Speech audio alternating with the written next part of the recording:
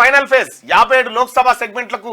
polling 8 రాష్ట్రాలు కేంద్రపాలిత ప్రాంతంలో ఎన్నికలు బరిలో మొత్తం 904 మంది అభ్యర్థులు వారణాసి నుంచి మోడీ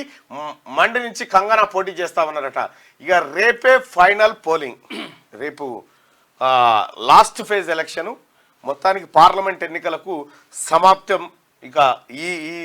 ఏడాది జరగాల్సిన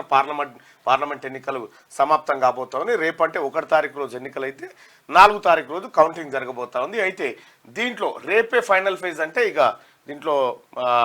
చివరి ఎన్నికలు అనుకోరాదు ఇక ఇంకా 57 స్థానాలకు జరగబోతా ఉన్నాయి 57 స్థానాలు పూర్తి అయితే 540 స్థానాలకు అయిపోయినట్లు లెక్క మొత్తానికి పార్లమెంట్ ఎన్నికలు అయిపోతా ఉన్నాయి ఇక రేపు సాయంత్రం కనుక అయిపోతే మరి 2 తారీఖు ఎగ్జిట్ పోల్స్ ఏం చెప్తాయనేది చూడాలి రేపు సాయంత్రం కూడా చెప్పొచ్చు అనుకుంటా రేపు సాయంత్రం కూడా చెప్తాయి సో రేపే ఫైనల్ ఫేజ్ అంటూ ఒక వార్తను చూస్తా ఉన్నాం అయితే బరిలో మొత్తం 904 మంది అభ్యర్థులు ఉన్నారట వారణాసి నుంచి మోడీ మండి నుంచి కంగనా పోటీ చేస్తా ఉన్నారట అయితే ఇక్కడ తెలివిగా ఏం చేసిందంటే భారతీయ జనతా పార్టీ కానీ ఎలక్షన్ సంఘం కానీ ఎక్కడైతే వీక్ ఉన్నదో